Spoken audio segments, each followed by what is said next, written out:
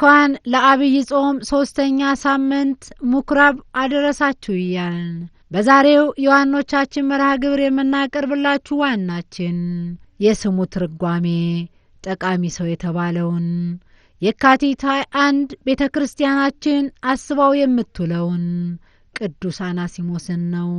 አናሲሞስ ቅዱስ ጳውሎስን በእስራቱ ጊዜ በመጀመሪያ በሮም ሲታሰር ሲያገለግለው የነበረ ታስሮ ሳለ ቅዱሱን ሲረዳው ሲያገለግለው የነበረ ኋላም ከእስራት ቅዱስ ጳውሎስ ከተፈታ በኋላ ሲያገለግለው የነበረ መልካም ጠቃሚ ሰው ማለት ነው። እንደተጠቃላይ መጽሐፍ ቅዱሳችን ስናይ የቅዱሳን ስማቸው ከግብራቸው ጋር እንደሆነ ነው። ቅዱስ ጳውሎስን ስናይ ብርሃን ማለት ነው አይደል? ወይም ንዋይሩ እየተመረጠ ማለት ነው። ለምን?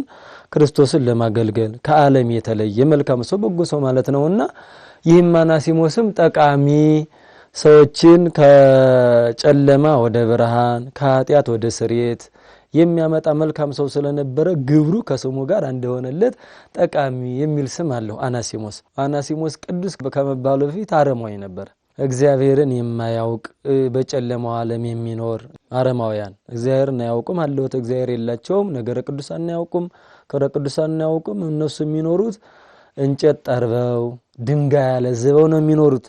እንደ በለተሰሉስ የተፈጠሩትን ስነ ፍጥረት ያድነናል ብለው የሚኖሩ ናቸው። እና ነብዩ እግዚአብሔር ቅዱስ ዳዊት እንዲላል መዝሙር 134 ቁጥር 16 ላይ አንፍቦም ወያጼን ነው እድቦም ወይገሱ ግርቦም ወያውሩ ወአልወ መንፈስ ውስጣፎም እግር ያላቸው የማይሄዱ ጆሮ ያላቸው የማይሰሙ አፍንጫ ያላቸው የማያሸቱ እግር ማኖጅ ያላቸው የማይጨብጡ ናቸው የአይዛባ ማለክት ብሎ ይገልጻቸዋልና ይህም አናሲሞስ ቅዱስ ከመባሉ በፊት በዚህ ስር የነበረ ይህንን የሚያመልክ እንደውም የገሌጣወት ልጅ ይሰጣል የገሌጣወት ሀብት ይሰጣል በማለት በዚህ የታሰረ ሰው ነበር።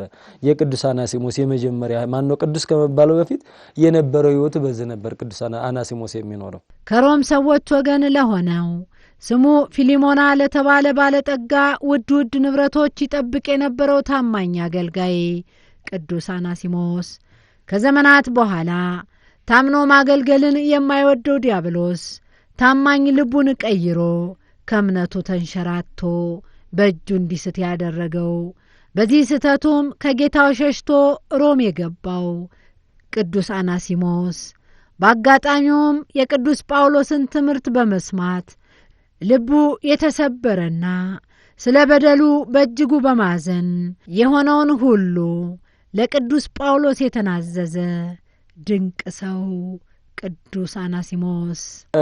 ቅዱስ አናሲሞስና ቅዱስ ጳውሎስ የተገናኙት በእስር ቤት ነው። ቅዱስ አናሲሞስ ፊልሞና የሚባል አንድ መልካም ሰው ነበር እና አረማዊ ሆኖ ያለ በፊልሞና ቤት ቅዱስ አናሲሞስ ተቀጥሮ ይሰራል እና ፊልሞና የታወቀ ደግ ሰው ነው። በአካባቢው በህብረተሰቡ በሃይማኖቱም እንደው ቅዱስ ጳውሎስ የመሰከረለት ሰው ነው። ደግ ሰው በሃይማኖትህ ነዳያን መጥተው ይበላሉ፣ ሲረባቸው ጠጥተው ተመግበው ማደሪያ ሲያጡ ካንተ ቤት የሚያድሩበት መልካም ሰው ነው ብሎ ቅዱስ ጳውሎስ አመስግኖታል። በመልእክቱም በአናሲሞስ ምክንያት ነው እቺ ለፊልሞና የተጻፈችው አንዲት ናት፣ ምዕራፏም አንዲት ናትና ይሄ አናሲሞስ በፊልሞና ቤት ተቀጥሮ ይኖራል እና ቅዱስ ማነው የፊልሞና መልካሙ ሰው ዕቃ ቤት ጠባቂ አድርጎ ነው የሾመው። እንግዲህ ዕቃ ቤት የማይንቀሳቀሱ ዕቃዎች ወርቅ እነ ብር እነ ዕንቁ የተከበሩ ማዕድናት ትልቅ ዕቃዎች የሚቀመጡበት ነው። በዛ ላይ በቤቱ ኃላፊ አድርጎ ፊልሞና አናሲሞስን ቀጠረው እና ተቀጥሮ እየኖረ በነበረበት ጊዜ ቅዱስ ጳውሎስ ከፊልሞና ጋር ይገናኛሉ። በፊትም ያውቀዋል። ሲመጣ አስተምሮ መክሮ ገስጾ ሲሄድ ፊልማና አናሲሞስ ዝም ብሎ ነበር የሚያው ባረማዊነቱ። ያኛውም የፊልሞናም አያንተ በሃይማኖት አትመስለኝም ከኔ ጋር ልትኖር አትችልም ያላለው መልካም ሰው ነው። ዝም ብሎ እስከ ሃይማኖቱ ተቀብሎት የሚኖር ሰው ነበር ፊልሞና እና ከለታት ባንድ ቀን ያው እንግዲህ ገንዘብ ጠፋበት አናሲሞስ ያ የተሰጠውን አደራ እጁ ላይ ሲጠፋ ደግሞ የሮማውያን የራሳቸው የሆነ ህግ ስርዓት አላቸው። በአገራቸው ገንዘብ ያጠፋ ወይም የሰረቀ ሰው ቢኖር ከፍ ብሎ አንገቱን ዝቅ ብሎ ባቱን እንዲቆረጥ ካልሆነ በእሳት እንዲቃጠል ነው፣ ወይም ካልሆነ በእንጨት ተሰቅሎ ለሌላው ማስተማሪያ እንደሆነ ይሄ ነው ስርዓታቸው። በሮም ይሄን ሮማውያን ይሄን ስለሚሰሩ ስለዚህ አናሲሞስ ያገንዘብ ጠፍቶበታል አገር ትቶ መሄድ ነው አማራጩ አገር ወደ ከቆላሲስ ወይም አስባንያ ይለዋል እንትኑ ስንክሳሩ አስባንያ ነው የሚለው መጽሐፉ ግን ቆላሲስ ነው የሚለው የፊልሞና ነገር ከዛ ተነስቶ ወደ ሮሚ ከተማ ሄደ በሮሚ ሲኖር እንደ ሁልጊዜያችን የጠፋችበትን ገንዘብ እያሰበ ይኖራል አሁን ከጌታዬ ጋራ ማን ነው የሚያስታርቀኝ ገንዘብ ጠፍቶብኛል እንደተጣላው ልኖር ነው እያለ ሲጨነቅ አይየንማ የፊልሞና ወዳጅ ቅዱስ ጳውሎስ ነው ቅዱስ ጳውሎስ እንደምታውቀው እስር ቤት ነው የመጀመሪያ በሮም የታሰረ ነው እዛ ሄደ ኮሎስ ብትነግረው ያስታርቃል ከሱ ውጪ ማንንም የሚያስታርቀ የለም ብሎ ሰዎች ይነግሩታል ቅዱስ አናሲሞስ ሄዶ ለቅዱስ ጳውሎስ ያው አገልጋዩን የሚረዳዋል ሳያምን ሁሉ ነው ሲረዳው ሲያገለግለው የነበረውና ከዛ በኋላ ያለውን ለቅዱስ ጳውሎስ ዶ ሲነግረው ቅዱስ ጳውሎስ አስተምሮ አሳምኖ ካጠመቀው በኋላ የሚቀርመው ስለሆነ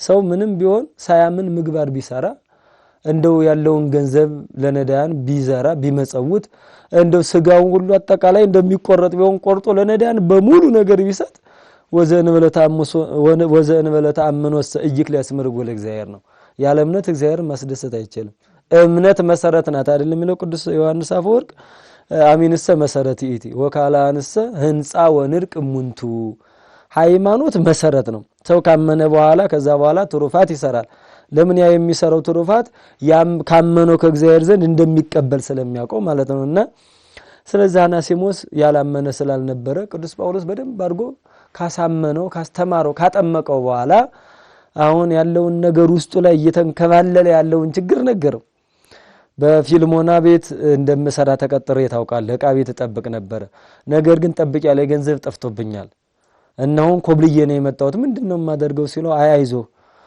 እሱ እግዚአብሔርን የሚፈራ መልካም ሰው ነው ፊልሞና እኔ ጽፍለታለሁ አለና ቅዱስ ጳውሎስ በእስር ቤት እንዳለ ይችን አንዷን መልእክት ጻፈና ለቅዱስ አናሲሞስ እንደብሎ እንካው ወሰድና ሰጠው አለ አስተበቋ ከወልደ ዘወለርክው በመዋቀይተ ዘውቱ አናሲሞስ አለ እንደው በእስር ቤቱኜ ስለወለድኩት ልጄ አለ እማልድሃለሁ ለምንሃለሁ ይሁን አናሲሞስ ነውና አናሲሞስን በፍቅር ተቀበለው አለ ቅዱስ ጳውሎስ እንግዲህ በቤተክርስቲያናችን በእስር ቤት አሁን ቅዱስ ጳውሎስ እስር ቤት እንኳን ቢታሰርም የእግዚአብሔር ቃል መታሰር አይችልም በእስር ቤቱ ነው ስራ እየሰራ ነበር ምእመናንን እየለወጠ ነበር ከአምልኮተ ጣዖት ወደ አምልኮተ እግዚአብሔር ከገቢረ ኃጢአት ወደ ገቢረ ጽድቅ እየመለሳቸው ነበርና እነ ቅዱስ ጳውሎስ ብቻም ሳይሆን ቅዱስ ጳውሎስና ቅዱስ ጴጥሮስም ታስረው ሳለ እስር ቤቱን ለውጠውታል በወንጌል የእግዚአብሔር ቃል መታሰር ስለማይችልና ይህንን ጽሑፍ ጻፈለትና በእስር ቤቴ የወለድኩት ልጄን ተቀበለው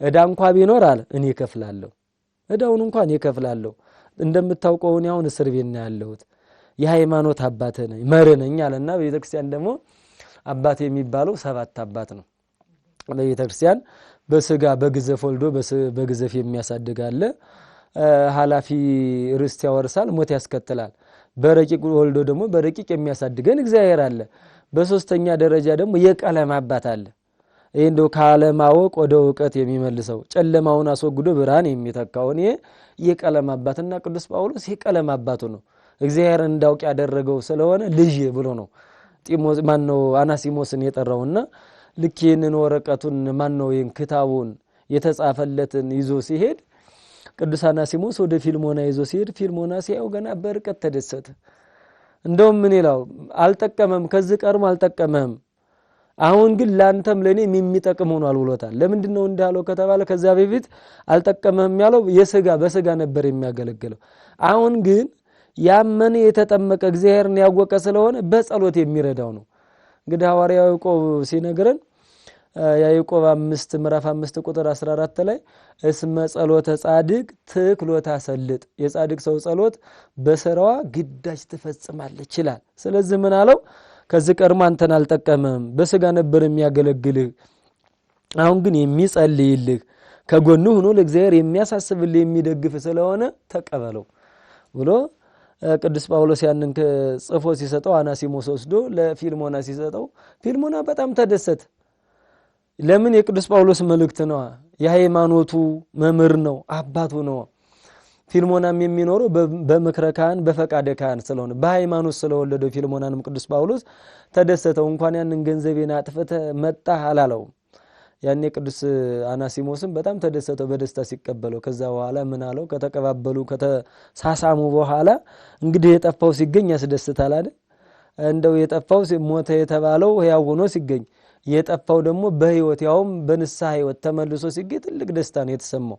ፊልሞና የአብርሃማዊ ስራን የሚሰራ ከሚስቱ ከልጁ ጋር መልካም ሰው ስለነበረ ፊልሞና በደስታ ከተቀበለው በኋላ እንደውም ገንዘብ ብዙ ገንዘብ ነው የሚለው ብዙ ገንዘብ አነሳና እንካውሰድ አለው ለቅዱስ አናሲሞስ። ፊልሞና አይ ጌታዬ ኢየሱስ ክርስቶስ ገንዘብ ሆኖኛል፣ እሱ ገንዘቤ ነው፣ እኔ ምንም ገንዘቤ የሚያልፈውን የሚጠፋውን ገንዘብ አልፈልግም፣ ከዚህ ቀድሞ ባለማወቅ የሰራሁትንም እንኳን ይቅር ስላልከኝ ደስ ብሎኛል አለ። እውነትም ነው። ሐዋርያው ያዕቆብ በመልእክቱ ምዕራፍ 2 ቁጥር 16 ላይ እንደው ዓለሙንም ፍላጎቱን አትውደዱ፣ የዚህ ዓለም ፍላጎት የዓይን ምሮትና የሥጋ ፍላጎት ነው አለ። እንግዲህ ያው የሥጋ ፍላጎት እንደሚታወቀው አዳምና ሔዋንን የሥጋ ፍላጎት ነው ከእግዚአብሔር የለያቸው ከገነት ያባረራቸው። ደግሞ የዓይን ምሮትም ደግሞ አላፊ ጠፊ ነው። የሆነ አይን ሲጠፋ የልቦናም ሲታወር የሚጠፋ ነገር ነውና ስለዚህ የእግዚአብሔርን ፈቃድ ግን የሚያደርግ ለዘላለም ይኖራል ነው የሚለውና አሁን ቅዱስ አናሲሞስ ያን ሁሉ ድግፍ አድርጎ ትቶ ገንዘቤ እግዚአብሔር ይበቃኛል፣ በቃ እግዚአብሔርን አውቄያለሁ። ምክንያቱም አሁን እግዚአብሔርን የያዘ ሰው አይራብም፣ እግዚአብሔርን የያዘ ሰው አይጠማም፣ እግዚአብሔርን የያዘ ሰው አይወርቅም። ለምን? እግዚአብሔር ደጋፊ ነው፣ ራሱ እግዚአብሔር የሚበላ ነው፣ ራሱ እግዚአብሔር የሚጠጣ ነው። ስለዚህ ቅዱስ አናሲሞስ ያንን ብሎ በፍቅር ከተለያይተው ፊልሞናም ወደ ሮሜ መልሶ ሸኘው ይላል። በዛ በሮሜ ቅዱስ ጳውሎስ እንደታሰረ ስለነበረ ቅዱስ ጳውሎስን ሲያገለግል የኖረ መልካም ሰው ነው። ሕይወት በፈጠረችለት አጋጣሚ ከቅዱስ ጳውሎስ እግር ስር ወንጌልን ጥንቅቅ አድርጎ የተማረ በኢየሱስ ክርስቶስ በማመን ከጨለማ ወደ ብርሃን የመጣው ታዛዡ ቅዱስ አናሲሞስ ሁሉን ትቶ አምላኩን የተከተለ ዘመኑን ሁሉ ቤተ ክርስቲያንን በማገልገልና ወንጌልን በማስተማር በርካቶችን ካለማመን ወደ ማመን ከሞት ወደ ሕይወት ያመጣ ስለ ክርስቶስ ፍቅርም የዝችን ዓለም ጣም የናቀ ስለ መንግሥተ ሰማያት ፍቅርም መራራ ሞትን ታግሶ በሰማዕትነት ካለፈው የክርስቶስ የልብ ሰው ቅዱስ አናሲሞስ ሕይወት እኛ ምን እንማር ይሆን? በረከቱ ይድረሰን። አናሲሞስ በቅዱስ ጳውሎስ ትምህርት ሕይወቱን ከለወጠው በኋላ ይህንን ዓለም የናቀ ነው። ይህንን ዓለም ንቆ እንደ መናኝም ነው። ያው ማለት ገንዘብን የናቀ መናኝ ይባላል። ዓለምን ንቆ እንደ ጸባ አጋንንቱን ግርማ ሌሊቱን ሳይፈራ እግዚአብሔርን እያገለገለ የኖረ በቃ እግዚአብሔርን እያገለገለ በተማረው ትምህርት ጸንቶ ሌሎቹን እየለወጠ የኖረ ትልቅ ጻድቅ ነው ቅዱስ አናሲሞስ። የሰማዕታት የየራሳቸው ተጋድሎ አላቸው። ጸጋችን አንዳንዱ በእሳት በሰለት አለ፣ ሰማዕት ዘንበለ ደምም አሉ። የቅዱስ አናሲሞስ ግን ያው ሰማዕት የሆነ የተሰየፈ ነው እና ቅዱስ ጳውሎስን ሲያገለግል ኖረ። ለዛ ድል ጠቃሚ ሰው የተባለው ቅዱስ ጳውሎስንም ከእስር ቤት ከተፈታ በኋላ ሲያገለግል አብሮ ቅዱስ ጳውሎስን እየተከተለ መምህሩን እየረዳ በሚችለው እየረዳ ሲያገለግል የኖረ ሰማዕት ነው። ከዛ በኋላ ቅዱስ ጳውሎስ በሮሜ አደባባይ ሲሰየፍ አናሲሞስ ልክ ያባቱን ከቅዱስ ጳውሎስ የተማረውን ከቅዱስ ጳውሎስ በተግባር ያየውን ወደ ሥራ የለወጠ ነው።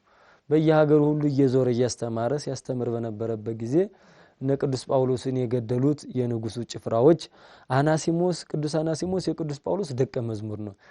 እያስተማረ ነው፣ ሰውን እየሰበከ ነው። ከኃጢአት ወደ ጽድቅ ከገቢረ ኃጢአት ወደ ገቢረ ጽድቅ እየመለሰ ነውና ስለዚህ ለምንድነው የሚሆነው? መቼም ጨለማ ብርሃንን አይወድም። የዚህ ዓለም አስቸጋሪ ነው። ሰማዕታትም የሚባሉትም ለዛ ነው። ከዛ ዓለም ገዥ ጋራ ሰይፉን ስለቱን እሳቱን ሳይፈሩ ያስተምራሉ። እኮያት ፍቶታት አጋንት በውስጣቸው ይህን ያለውን በጾም በጸሎት በትዕግስት ነው ድል የሚነሱት እና ይህን እየታገለ ሲኖር ቅዱስ አናሲሞስ አይ መታሰር አለበት፣ ልክ እንደ አባቱ እንደ ቅዱስ ጳውሎስ መታሰር አለበት ብለው ወደ አንድ ደሴት ወስደው አሰሩት። ልክ ቅዱስ አናሲሞስም የሚያጋጣሚ ለሱ ጥሩ ሆኗል። በዛ በደሴቱ የሚኖሩ እግዚአብሔርን የሚያውቁ ነበሩ።